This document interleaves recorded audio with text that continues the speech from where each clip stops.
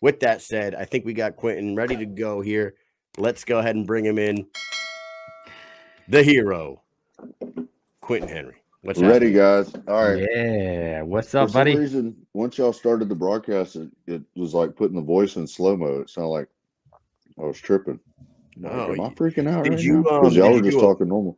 did you do a whip it right before we started? No, I was no gonna say you whip could it. have done that. Damn. If Remember whip someone it? threw something in your drink tonight. Bro, you can't just do one whip it. I You gotta know. do all of them. Right? That's what they Hell tell yeah. me. I Oh like man. where you're at. So you hear, you know what I mean? Listen, so I hear maybe my sister used to go down to the head shop and flirt with the guys behind the counter and get boxes of whippets and crackers and balloons. And maybe I'm Right. making that up. I don't know. I had a cousin that had a problem with it, but it is what it is. Speaking of which, have you ever seen the show Intervention? Oh yeah. Yeah. There's a woman, right? So I live in Rhode Island, so I feel like this episode, because it's very, to me, it's silly. I feel like it's like a crazy thing to be addicted to. But there's a woman who lives in Newport, right, or lived in Newport, and her episode was about canned air, like the duster you use for your keyboard. Yeah. You ever see that one? And That's she would like just like, whippets, isn't it? Isn't yeah, the it same kind of stuff? is. Yeah. She would like buy out the Walmarts and shit around here. She'd just buy every yeah. box, and then it would just kind of Yeah. creep up from the bottom of the screen during the show. Yeah. Oh man. And at one point, That's she was funny. like, Yeah. I feel like I I'm think I've walking on seen that. sunshine. Yeah, I think I've seen that. We had a lady here in town. I was a firefighter for like 9 years, but we had a lady here in town that would like it was every so often she would just have a whippets trip in the parking lot, and like it's something about when they start it. They like if they've got 20 cans, they're gonna do all 20 right then or whatever. But like she whipped it out in the parking lot too hard, bro, and was unconscious, and somebody called the cops. Like it happened like 5 or 6 times, I bet, in a year. We found some people like Jesus. that just were like, I don't know. I don't get it, but whatever. Jesus. People.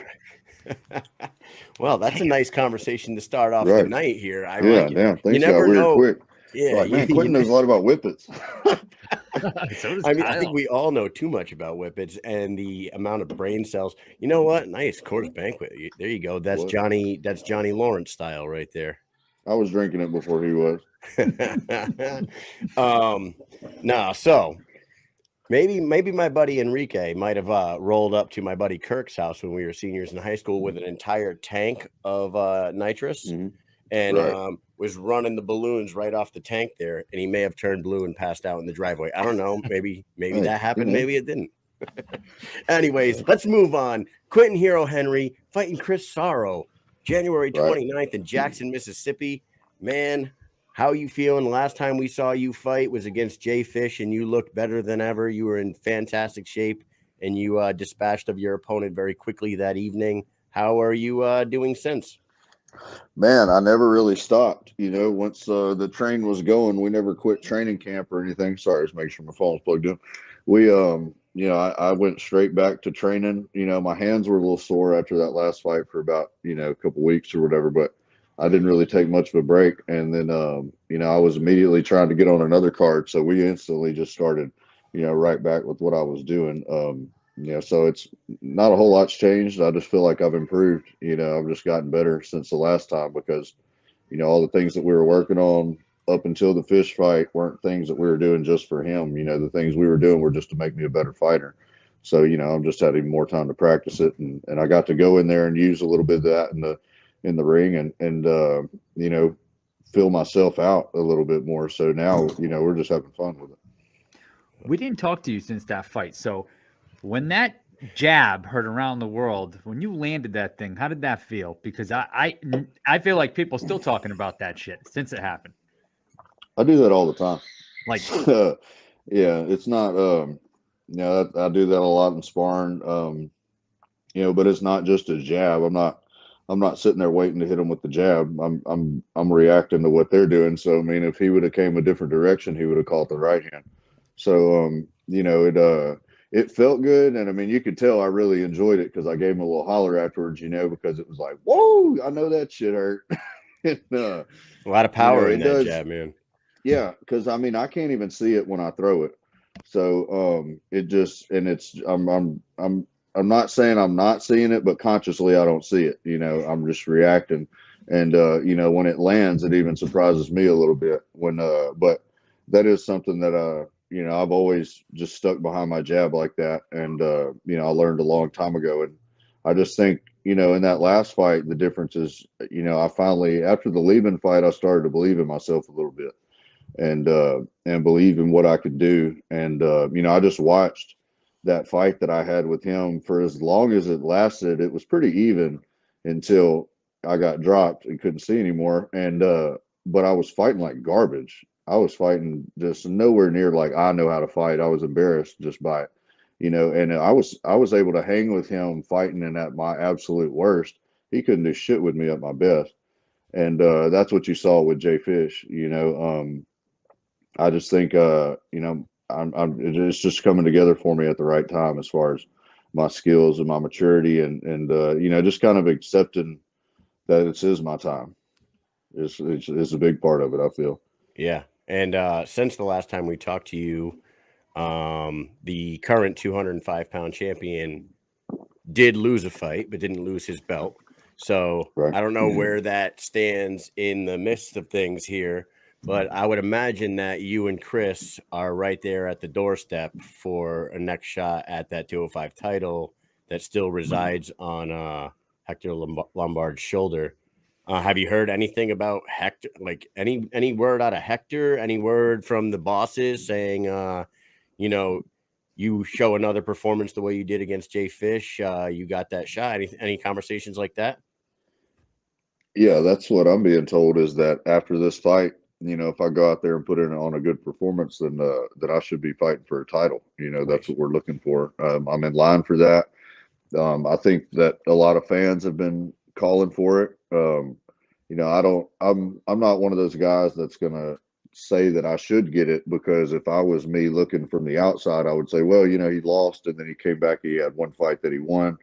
You know, I don't feel like one victory is enough. You know, one fight winning streak is enough to really warrant, you know, a title fight. Granted, unless it was against an opponent that was, you know, number one contender or something like that. You know, it's not like I'm fighting bums. You know, it's like I lost to Chris Lieben.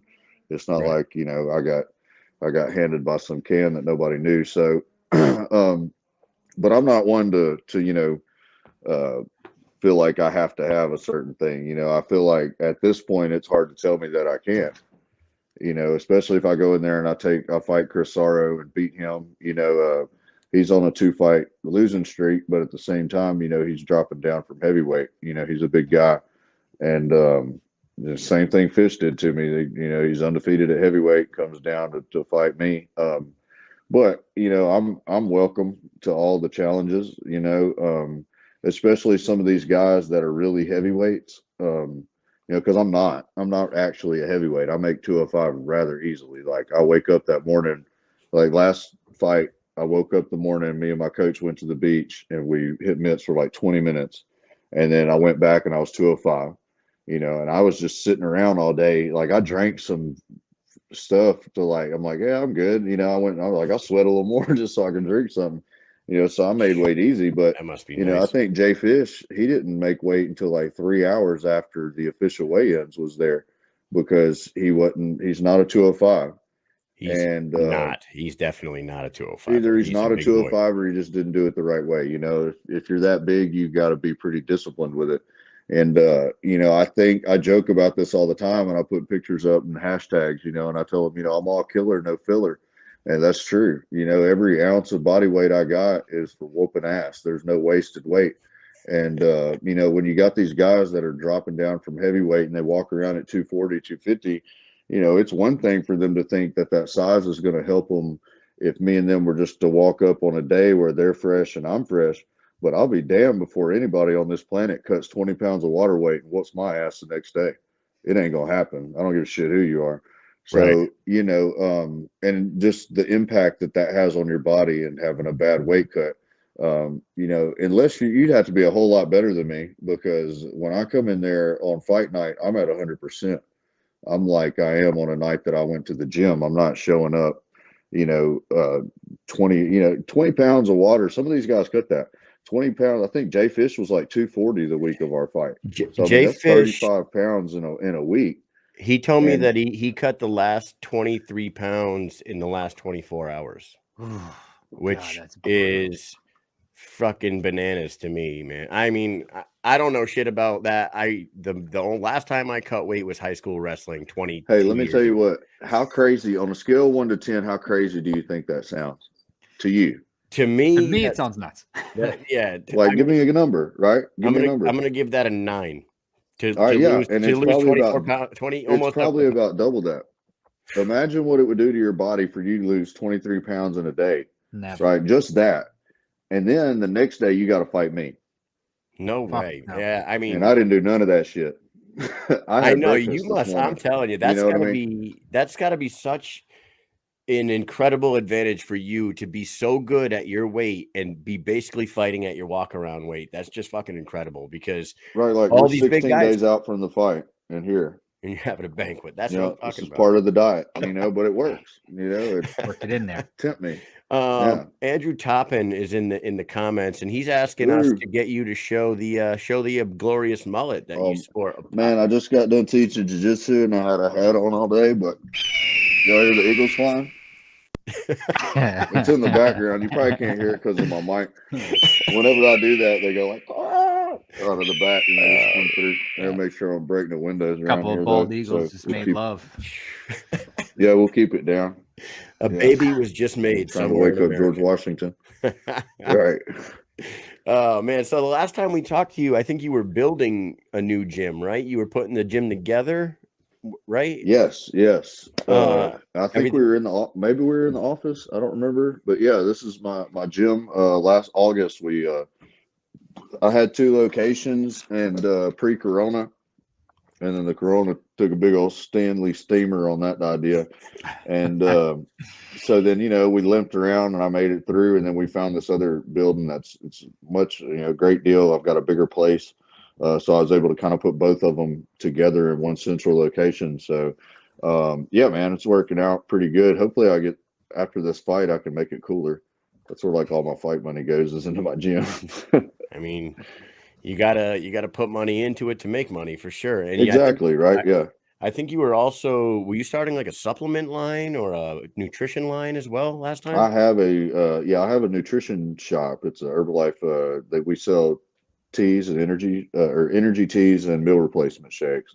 And then I've got my own line through the Herbalife products where you can go through and buy. It's all the stuff that I use. And so that was just something I was into as far as being healthy, and all the stuff that we sell is third party tested. It's not anything that's going to make me flag on a test or do anything crazy or make my hair fall out. So I actually use Herbalife shampoo for those that are wondering. Shampoo and conditioner. It's pretty good. But yeah, man. So beautiful. my life just revolves around nutrition and working out, and that's that was intentional. I did that on purpose. I was always geared towards that.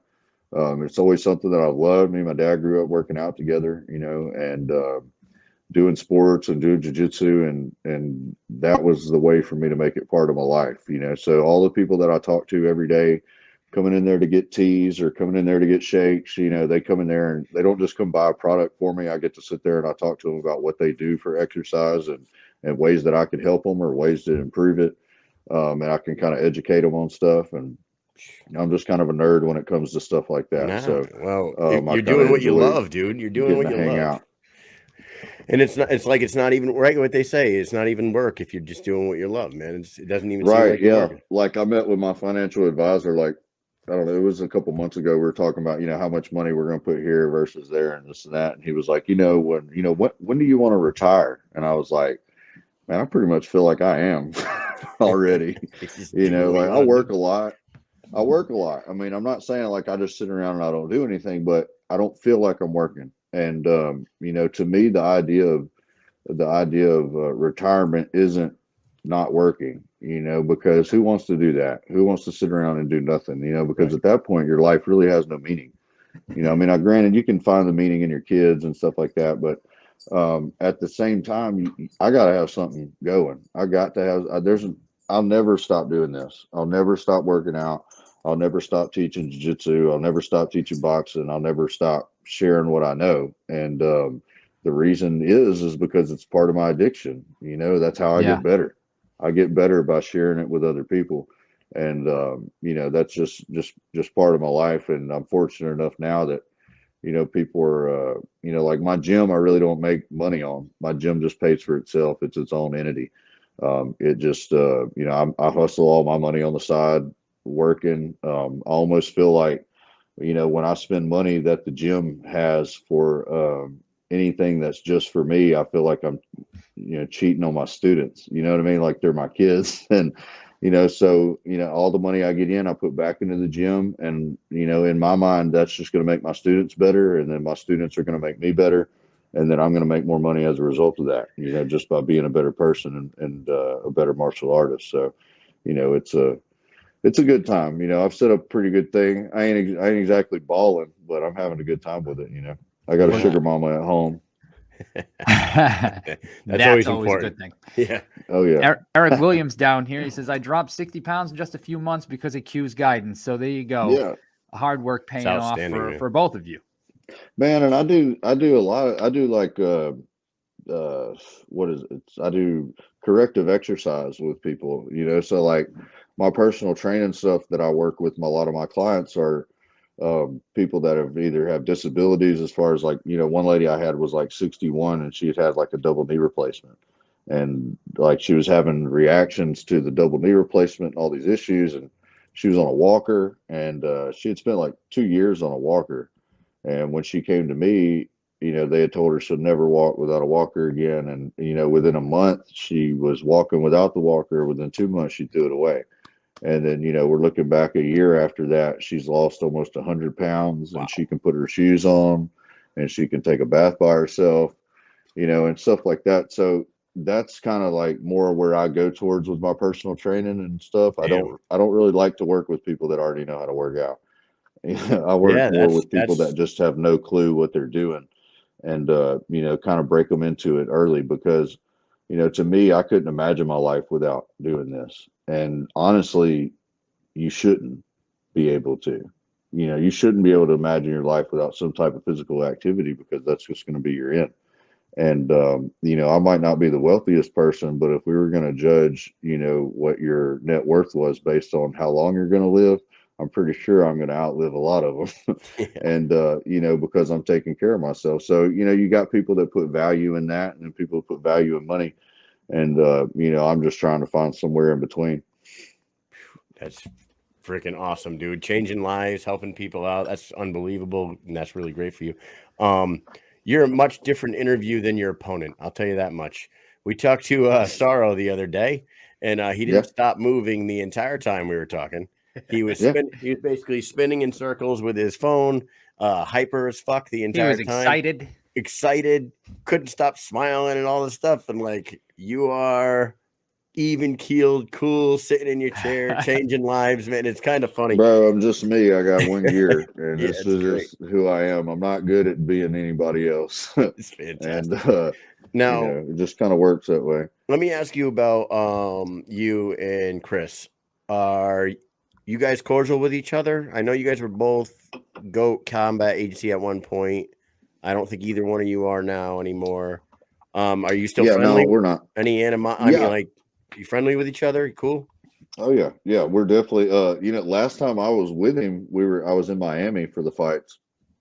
Huge waste of my time, but I was there, and me and him spent about an hour lost in Miami, walking around trying to find beer. I was like, bro, like, there's got to be a store to get beer around here somewhere, you know, because it was like $7 a pop downstairs. I'm like, nah. So, you know, we're, you know, walked around, and he's like, yeah, man, I know where I'm going. You know, yeah, we'll tell you where we're going. We got the store down the road. Yeah. And, well, fucking hour later, we're lost as shit. And we finally get back, you know. But man, a lot of the reason we got lost was because we were just sitting there talking to each other, not paying attention, you know. So, I mean, I don't feel like I'm a hard guy to get along with for just about anybody. And but me and Chris have always been very cordial with each other. You know, when I first met him, it was just random. I ended up on some podcast, and he was on there too. And like, he started talking about wanting to fight me. But he was doing it like in a respectful way. You know, he was telling me like, you know, I watched that fight with you and Bubba 100 times, you know, like getting to fight you would be awesome, blah, blah, blah.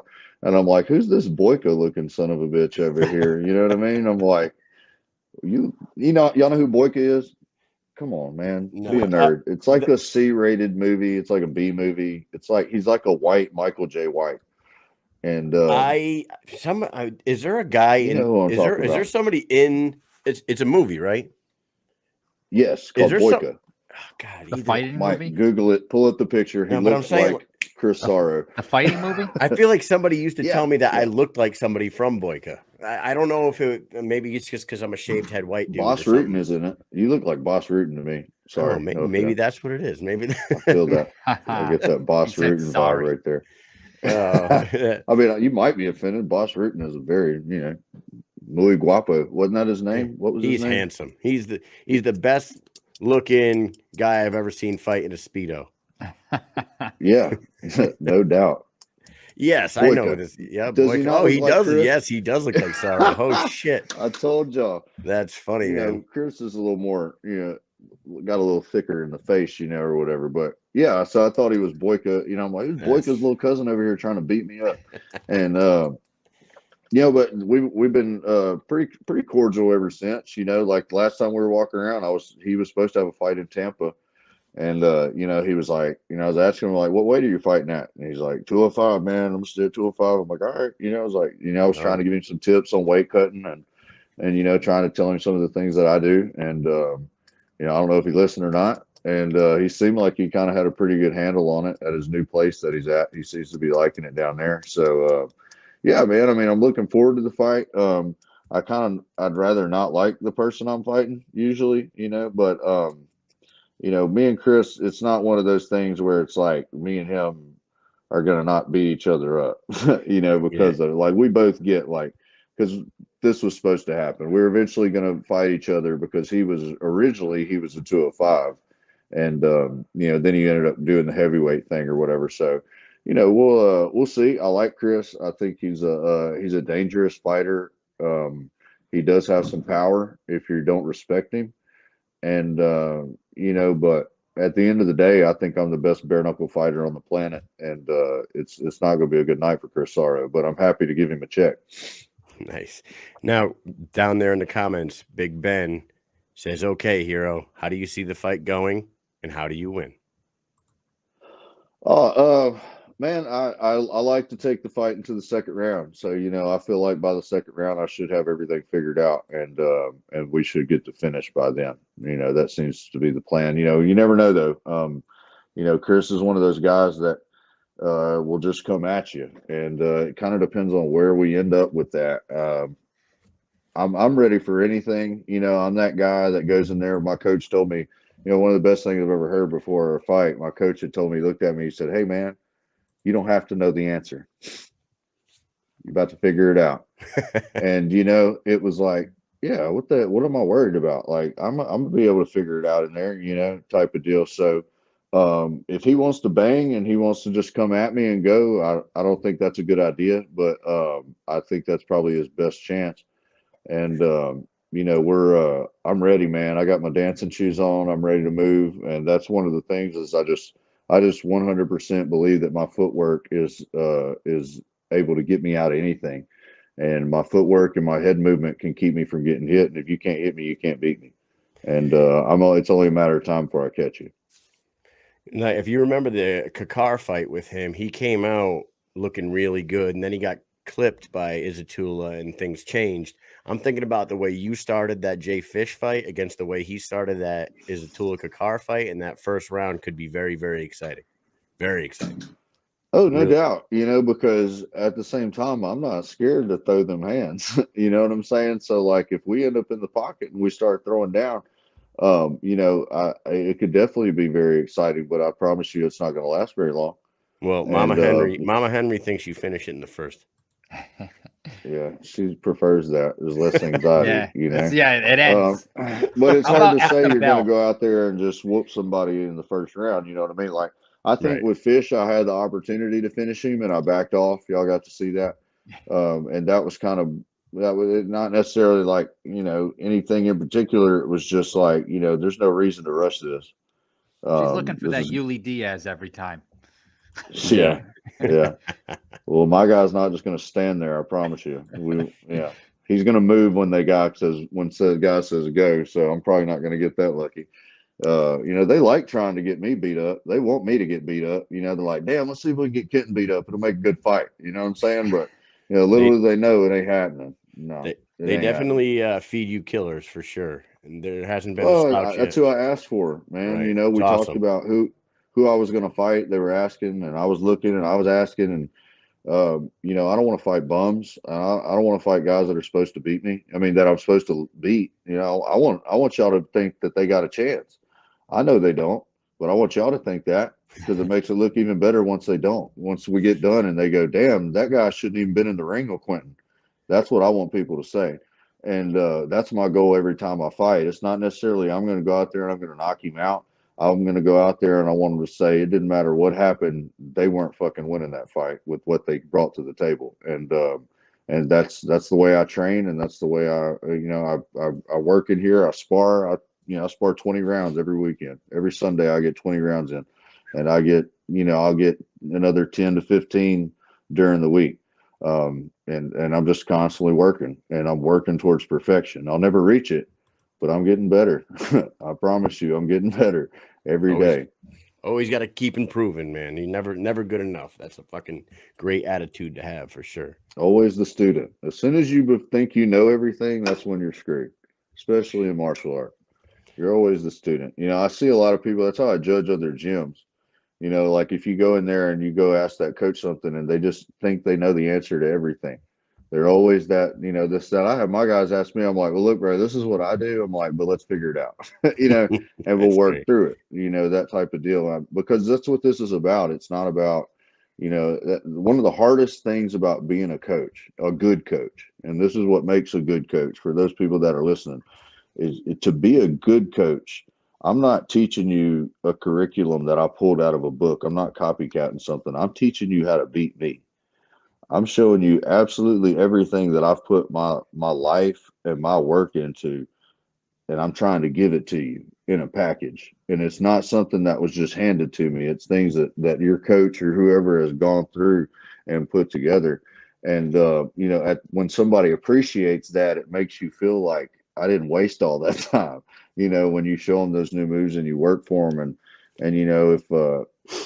So that's where I'm at with the coaching and working through fighting. It's just when I get done doing bare knuckle, I'm going to go do some jiu-jitsu stuff, but I'm always going to be sharing my craft and I'm always going to be working with people. You're a warrior, man, for sure. People love you. They love your confidence. They love your whole style, everything about you. We're going to drop your sponsors at the bottom here and do a quick speed round with you and then let you get back to doing whatever it is you have next on the docket for the evening.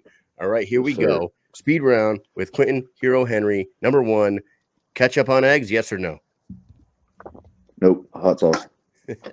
Yeah. Number 2, Louisiana. Hot sauce and cheddar cheese, man. I put salsa. You like salsa on your eggs? I do. I could do salsa. Yeah, my mom's into the salsa. I like salsa on my omelet. Yeah.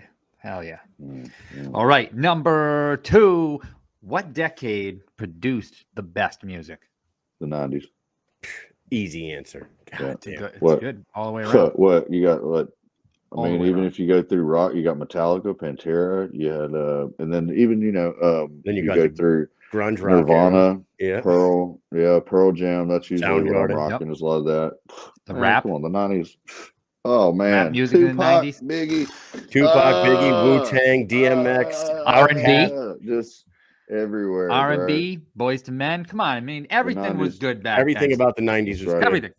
Fantastic answer. Number 3. This is an important one for everybody. What Ninja Turtle had the best weapon?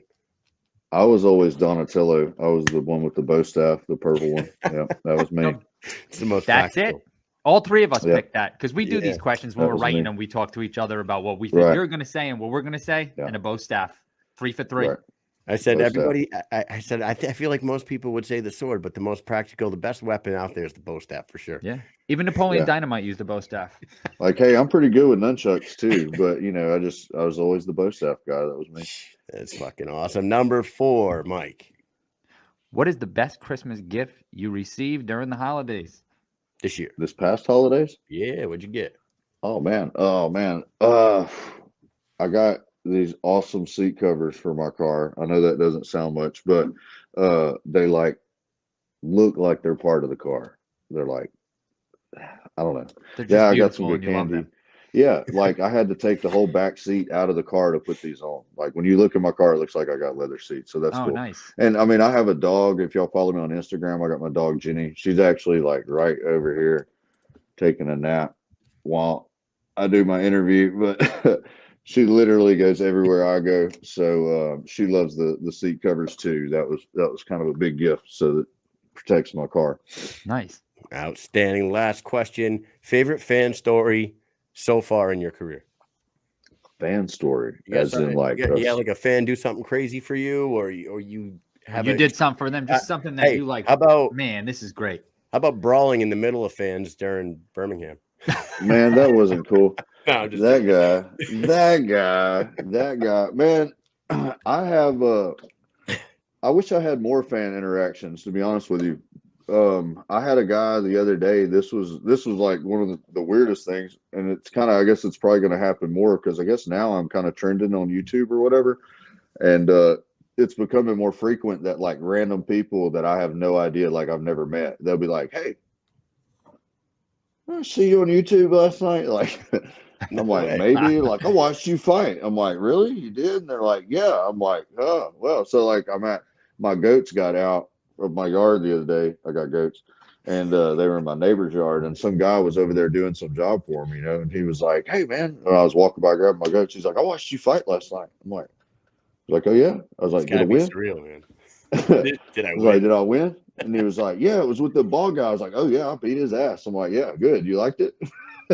He was like, yeah, man. He's like, I just saw you on YouTube last night. He's like, what are the odds? It's like, you're right here. But I'm like, pretty damn good. You're at my house. Like, it's where I live. You know what I mean? If we're gonna throw a dart at the statistics on that one. Man, I mean, I've had some super strange DMs come through. Probably not appropriate to talk about out loud. I've had a lot of things like that. My favorite thing though is when I get to meet the kids or I get to meet the fans that are like super excited, and that kind of is one of my favorite things, especially when I go around to like little boxing events. And I've been doing a lot more of that here lately, being involved with the local community as far as going over to Shreveport with my coach Jake. He puts on a lot of fights and stuff, and when I get to go over there and like the younger kids kind of get to look at me like I used to look at those pro fighters, and then they get to come take pictures with me and stuff, and I try and help them out and give them tips. And that's what I like. That's probably my favorite thing about the whole deal, because I feel like that makes the biggest impact. Like those kids are going to remember that more than anything. Well, when you are whipping ass like you are, you're rocking a mullet like you do, you come out dressed in the Apollo Creed red, white, and blue outfit to I Am a Real American type shit. What's not to like about that, man? If and you I shake was, your hair and eagles fly. Yeah, man, I'm just a product of my childhood. I grew up being proud of my country and being proud of being, American and Damn fucking right. and where I'm from. And that was always instilled into me my whole life. And so in my opinion, I live in the greatest country ever, and there's nothing that we couldn't handle. And that's the attitude I take in there with me to fight. So there's plenty of people that go out there and do real fights, like go fight in war, and what I'm doing is just playing, so if they can go out there and do that, then I shouldn't have a problem going out there and fighting and putting on a show, and maybe a lot of them get to watch it, because I know I got a lot of fans, a lot of military guys that like to watch some bare knuckles. So, I get to do my part to kind of help them out. It's outstanding, man. Yep, Hell you were yeah. loved by many. Quentin, we got your sponsors at the bottom there. Why don't you take a minute, shout some people out, say whatever you got to say, and then we'll let you Brad go. Bell Insurance Group, the Fighter's Friend, y'all familiar with them? Armed Forces Roof and Construction, Traxford Chiropractic, P&H Farms, and then the Fuel Factory. A huge shout out to all those guys. I'll be back on, bro, after the fight. We're going to get back on. We got to do the deal. I'm part of this new crypto thing that's going down. Should be the spokesperson for this new private equity fund that's going down. So, we got some big things coming up. Hopefully we'll make everybody a part of them. Awesome. Awesome, man. Well, thank you very much for coming on. We cannot wait to see this fight. January 29th in Jackson, Mississippi. Everybody tune in, get the app if you haven't already. Quentin, you got a referral code on your IG? Probably, right? What do you mean? Like, oh yeah, on my IG for download the app. Yeah, the BKTV app. Yeah, it's in my bio. Yeah. You go click if you don't that, have the app yet, people go to his IG, click on the link, and get the app.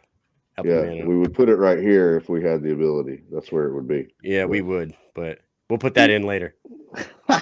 I can get it so fast, and I can get to bring it up. No, we'll just put it in later. Just hold your finger up there for a second. Boom, that's good enough. Done. Consider it done, man. Thank you very much for coming on. You're always a good time, and we'll see you soon. All right, appreciate it, guys. Take it easy. Take it easy. Thank you. See ya. Let's go.